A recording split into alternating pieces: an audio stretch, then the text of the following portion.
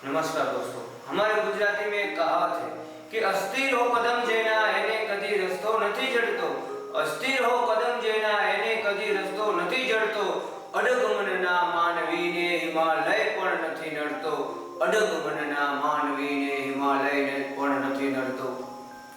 आज मैं आपके पास एक ऐसी स्टोरी लेके आया हूँ और आगे भी आऊंगा।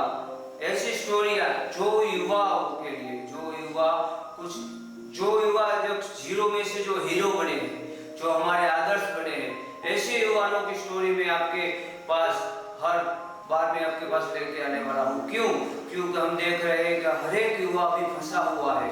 हर एक युवाओं के पास इतने प्रॉब्लम्स है कि उनके पास सॉल्यूशन नहीं है। इनका कारण क्या है? बाद में वो क्या करते हैं? सुसाइड कर रहे हैं। वो क्यों सुसाइड कर रहे हैं? उनके दो रीजन है। एक तो समाज के अंदर उनके अंदर जो टैलेंट पड़ी है, वो टैलेंट के लिए उनको कोई स्टेज नहीं मिल रहा है, और समाज के जो लोग हैं उसको सपोर्ट करने की जगह उसको गिराने की बात कर रहे हैं। और दूसरी बात, जो युवा जब थक जाता है, जब सुशांत सिंह राजपूत की स्टोरी में हमने देखा था कि एक युवा जो सब जगह से, सब तरह से घिर गया है प्रॉब्लमों से और समाज से, और फिर वो सुसाइड का रास्ता पसंद करता है।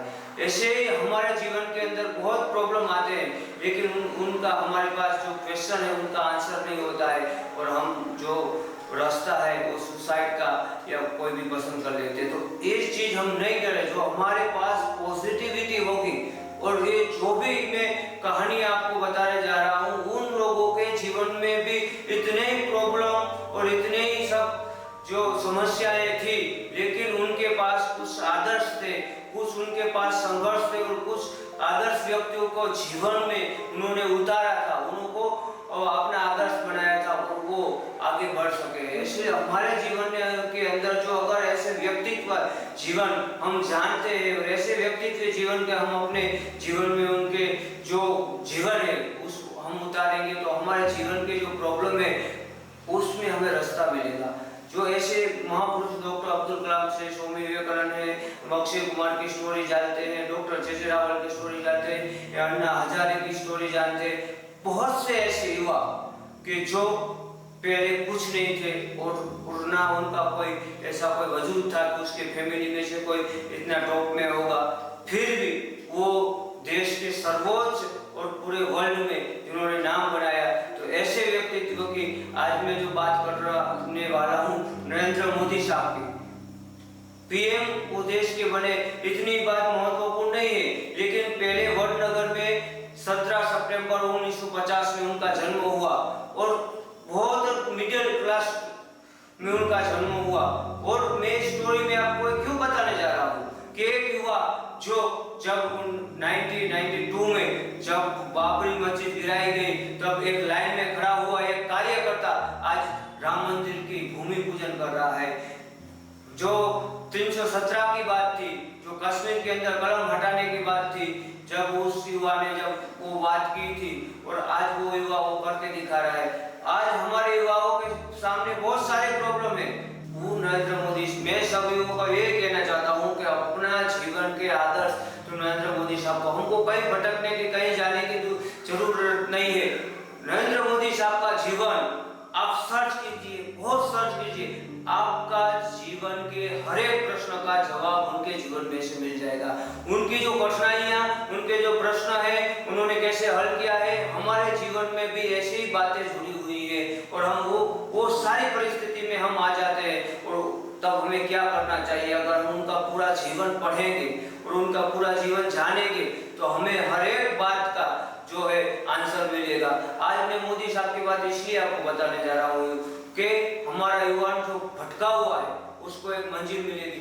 मैं कोई उनका जन्म हुआ और क्या किया वो सब आपको बताने वाला नहीं हूँ, लेकिन मैं आपको वो चीज बताना चाहता हूँ कि नरेंद्र मोदी साहब ने कैसी पोजीशन आई और कैसे उसमें से हल निकाला, और हम युवाओं के लिए उसमें से क्या मोटिवेशनल है, हम उसमें से क्या सीख सकते हैं, वो एक बात मैं आपको साथ शेयर करना चाहता हूँ। और हम सब युवाओं को नरेंद्र मोदी साहब को आइडियल बनाना चाहिए, और उनके जीवन में से पूरी प्रेरणा लेनी चाहिए। और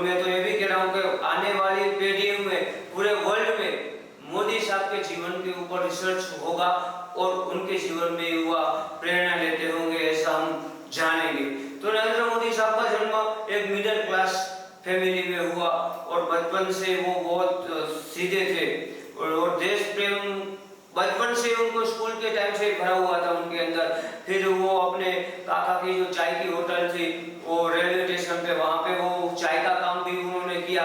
लेकिन धीरे धीरे उनके जीवन में से ऐसे उतार चढ़ाव आने लगे और एक बार उन्होंने तय किया कि मैं घर छोड़ के जा रहा हूँ और देश के लिए कुछ करना चाहता हूँ। बाद में वो रामकृष्ण, उनकी जो सगाई भी हुई थी लेकिन उनको उसमें ज़्यादा उन्होंने इंटरेस्ट लिया नहीं और फिर वो अल्मोड़ा जो उनके महाराज थे उनके पास गए और जीवन क्या है उसकी उन्होंने बात की। लेकिन रामकृष्ण मिशन में फिर उनको मना बोल दिया गया कि भाई आपकी फील्ड कुछ अलग है, आपको देश की सेवा करना है। इसलिए वो उस फील्ड छोड़ के फिर वो अहमदाबाद के लिए वापस आए और आरएसएस में उन्होंने ज्वाइन किया। लेकिन जो उनके बचपन से उनको एक व्यक्तित्व जो वकील साहब के नाम से हम जानते हैं, उन्होंने उनकी अंदर की जो टैलेंट है उसको पहचान ली थी और नरेंद्र मोदी साहब को एक रास्ता कि आपको देश की सेवा करना है और कुछ नहीं। और नरेंद्र मोदी साहब ने भी उस बात को अपने एक वो बना ली थी, एक ठान ली थी कि मैं कुछ देश के लिए करूंगा, मैं कुछ परिवर्तन लाऊंगा। ऐसी उन्होंने एक बात ठान ली थी और उसी टाइम वो आरएसएस में जो रहेगा, आरएसएस में कचरा पोता ऑफिस साफ करना ऐसा काम जो नरेंद्र मोदी एक युवा करता था और वो युवा एक देश का बड़ा प्रधान कैसे बन गया, कितनी उसके अंदर टैलेंट होगी तो आप हम सब समझ सकते हैं। और धीरे धीरे करते वो सब जो से अटल बिहारी वाजपेयी से उनके सबके संपर्क में आए और 1971 के आसपास में कुछ उन्होंने चिमन भाई की सरकार भी उन्होंने गिरा दी और वो मूवमेंट में ज्वाइन हो गए। और जब 92 की बात करते हैं वो आज मैं आपको खास बात करने वाला हूँ। और वो आतंकवादियों ने जब उनको चैलेंज दी कि कौन माँ का दूध पिया है, जो लाल चौक में आके दिखाए, कश्मीर के लाल चौक में आके दिखाए, तब नरेंद्र मोदी और मुरली मनोहर जोशी की पूरी टीम थी और नरेंद्र मोदी ने तब फैसला किया कि मैं लाल चौक में जाके मैं अपना तिरंगा लहराऊंगा। और वो वहां पे गए और उन्होंने तिरंगा लहराया। हम सोच सकते कितनी एक व्यक्तित्व कि उसके अंदर देश सेवा के लिए और कुछ नहीं। हम युवाओं के छोटे छोटे प्रॉब्लम आते हैं तब हम क्या करते हैं, उनसे हम निकलना चाहते हैं, उनके साथ लड़ना नहीं चाहते। और एक युवा कि जिसको आतंकवादी उसको मार भी डालते थे, उसको क्या मतलब था, फिर भी उन्होंने वहां जाके झंडा फहराया, अपनी जान की परवाह नहीं की। हमारे जीवन के अंदर जब युवा हो, जब हम कुछ काम करने आगे बढ़ रहे हैं तब हमें सामने क्या परिस्थिति आई वो देखे बगैर हमको ये काम पूरा ही करना है, भले ही हमारी जान चली जाए। ये हमारे जीवन के अंदर अब अगर हम मंत्र उतार लेंगे तो हम भी मोदी साहब की जगह ऐसा कुछ अच्छा देश के लिए और अपने लिए कर सकते हैं। इसलिए मैं कह सकता हूँ, मोदी मेरी पंक्ति में मैंने कही थी कि चीर कर देखो तुम छाती मेरी, माँ भारती का प्रतिबिंब निकलेगा, लहू के कतरे कतरे में जय हिंद का नारा निकलेगा, जय हिंद का नारा निकलेगा। ये मोदी साहब के लिए जो लिखी गई मेरी बातें हैं कि चीर कर देखो तुम छाती मेरी, माँ भारती का प्रतिबिंब निकलेगा, लहू के कतरे कतरे में जय हिंद का नारा निकलेगा। तो हमारे जीवन के अंदर भी ऐसी परिस्थिति, हमें इसमें से प्रेरणा लेनी है। दूसरी जो बात मैं करता हूँ, जब घर छोड़ के नरेंद्र मोदी साहब ने पूरा सब छोड़ दिया तब वो क्या कहते हैं कि हो गया हमें इश्क वतन से और वो हमें बेवफा छोड़ समझ बैठे, हो गया इश्क हमें वतन से और वो हमें बेवफा समझ बैठे। एक माँ को छोड़कर एक माँ के लिए, भारत माँ के लिए, एक माँ को छोड़कर एक माँ के लिए, और अब जीना मरना वतन के लिए, जीना मरना वतन के लिए। और कह दो दुश्मनों से एक लाल तैयार बैठा है कफन के लिए, एक लाल तैयार बैठा है कफन के लिए। तो ऐसा नरेंद्र मोदी साहब का जीवन है कि उन्होंने पूरा अपना सुख त्याग पैसा वैसा सब अपने देश के लिए छोड़ दिया। हमारे जीवन में हम अपने दोस्तों को नहीं छोड़ पाते हैं, हम अपनी फैमिली को नहीं छोड़ पाते हैं, हम अपने निजी स्वार्थ नहीं छोड़ पाते हैं।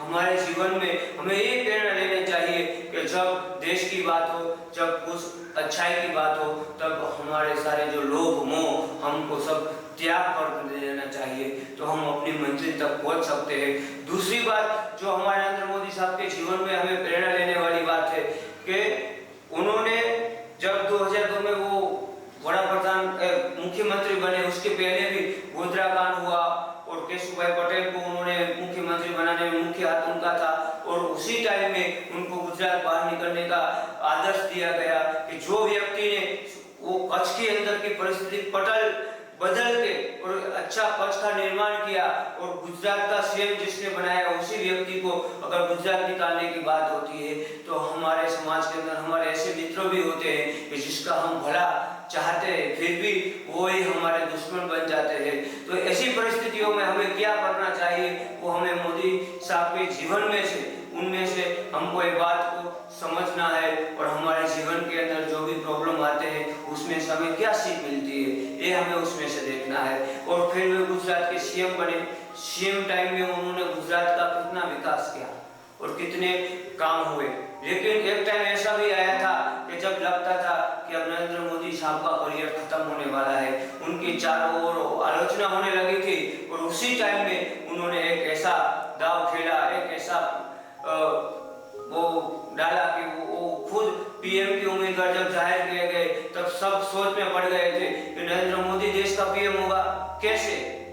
जिस व्यक्ति को गुजरात के बाहर कोई जानता नहीं वो व्यक्ति देश का पीएम कैसे बनेगा।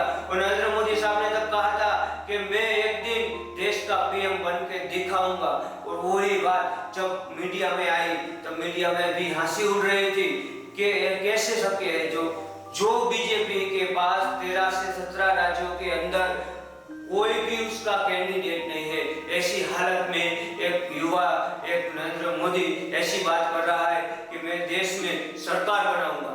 एक कैसे हो सकता है।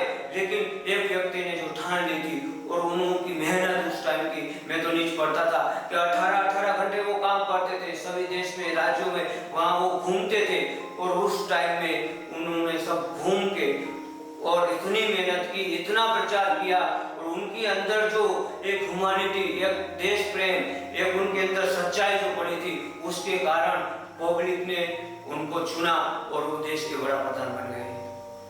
आप सोच सकते हो जो बीजेपी की सरकार 2-3 राज्यों में उसकी सरकार थी, ऐसे 33 राज्यों में उन्होंने पूरा देश को कवर करके और देश में एक अपना शासन बनाया। तो जिंदगी के अंदर हमें ये सीखना है कि कोई भी हमें चुनौती मिलती है, तब उनको कहा गया था कि तो एक चाय वाला है ये क्या करेगा, तो उन्होंने चाय पे चर्चा चालू की। तो जो भी चीज उनके सामने रखी गई, जो भी उनको फेंका गया उसको, उसमें क्या हम बोलते हैं कि कोई भी पत्थर जो हमारा आड़े आता उसको अगर हम जो सीढ़ी बनाना सीख जाए तो हम मंजिल तक पहुंच सकते हैं। तो नरेंद्र मोदी साहब ने ये किया, उनके अंदर जो भी प्रश्न आते थे उनको उन्होंने हल किया और देश के प्रधानमंत्री बने। प्रधानमंत्री बनने के बाद उनको वो सब बातें याद थी जो बचपन में उन्होंने सोच रखा था कि मैं राम मंदिर बनाऊंगा, मैं 317 हटाऊंगा, मैं एक देश बनाऊंगा, मैं एक राष्ट्र बनाऊंगा, मैं आत्मनिर्भर भारत बनाऊंगा, विश्व फलक पर मेरे को भारत माँ का झंडा जो लहराना है, स्वामी विवेकानंद का जो सपना है वो मेरे को पूरा करना है।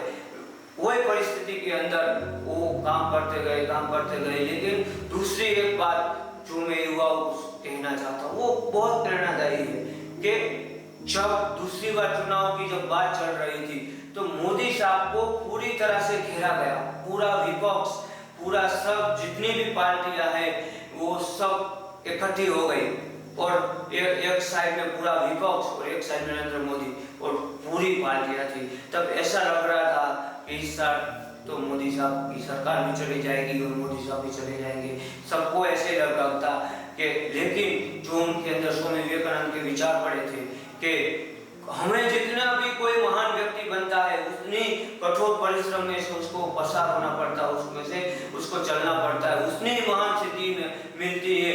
और जो बोलते हैं बहुत सारा अंधेरा है, घोर रात्रि के बाद एक अच्छी सुबह होने वाली है, ऐसी जो बातें थी वो उनके जीवन के अंदर जो स्वामी विवेकानंद के विचारे हैं वो पूरे के हमें परिस्थिति के सामने लड़ना है, उससे भागना नहीं है, हम उसका डट के सामना करेंगे तो हम जीत सकते हैं।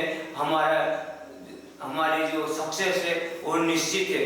और उन्होंने क्या किया हम सब जानते हैं कि उन्होंने डट के वो सामना किया और पूरा विपक्ष जो भी हम देख रहे हैं इस परिस्थिति में है कि जिसका नाम निशान नहीं रहा। तो एक व्यक्ति वन मैन आदमी हम उसको शायद कह सकते हैं कि जो लीडर होके सबके सामने डरे बगैर, सबके सामने हाथ जोड़े बगैर एक उसने निश्चय किया था कि मैं लड़ूंगा भी और मैं जीतूंगा भी, मैं लड़ूंगा भी और मैं जीतूंगा भी। तो ऐसा जीवन है। हम सोच सकते हैं कि चाय बेचने वाला एक देश का सीएम और देश का पीएम भी बन सकता है। क्यों? क्योंकि उसके अंदर एक निश्चितता थी, एक देश प्रेम था, एक देश की सेवा करने का उनका लक्ष्य था और इसीलिए वो आज देश के बड़ा प्रधान बने हैं।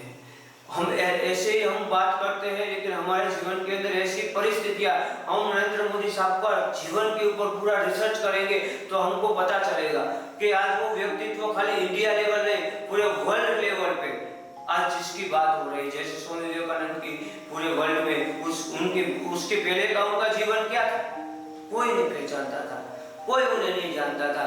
लेकिन जब वो शिकागो में गए और भाषण किया तो बहुत फेमस हो गए। लेकिन उनके 2 महीने पहले की अगर हम बात करेंगे तो 3-4 दिन उनको खाना भी नहीं मिल रहा है और उनको रेलगाड़ी के पट्टे में सोना पड़ रहा है, कुत्ते उनके भौंक रहे हैं। मतलब एक जो ऐसा जीवन कि जिसका शायद अंत हो गया है, लेकिन परिश्रम परिश्रम परिश्रम मेहनत मेहनत मेहनत कर्म कर्म कर्म जब हम अपने जीवन के अंदर चालू रखते हैं और हमारे पास सही दिशा और सच्ची दिशा और लोकहित का काम होता है तो हम अपने कैसे भी कार्यों में जरूर सफल होंगे। नरेंद्र मोदी साहब के जीवन में हमें आदर्श दूसरी जगह ढूंढने जाने की जरूरत नहीं है। उनके जीवन में ही हम देख सकते हैं कि कितनी कठिनाइयां, कितनी परिस्थितियों के बाद वो देश के पीएम बने हैं और उसके बाद भी उन्होंने अपने जो काम है वो पब्लिक का काम है, जो देश का काम है, उन्होंने चालू रखा है। तो बहुत सी नेगेटिविटी हमारे जीवन के अंदर आएंगी जाएंगी, लेकिन अगर हम पॉजिटिविटी को साथ रख के हमारा जो कार्य है उसमें से हमें कहां से तकलीफ पड़ रही है और कहां से हम सपोर्ट ले सकते हैं, ये इन चीजों को अगर हम सोच सकेंगे, अगर उन पे हम काम कर सकेंगे और एक लक्ष्य रख के शायद हम चलेंगे तो हम उसमें से सफलता जरूर मिल सकती है हमें। मैं अपना ही एक उदाहरण दे रहा हूँ नरेंद्र मोदी साहब के जीवन में से जो प्रेरणा मैं तो बचपन से उनको पढ़ रहा हूँ, उनका जीवन पढ़ रहा हूँ, लेकिन उनमें से मुझे बहुत से प्रश्नों का जवाब मिल जाता है। तो मैं बीच में बहुत सारी परिस्थितियों में से घिर गया था अभी और बहुत सारे लोग बहुत परेशान और कर रहे थे।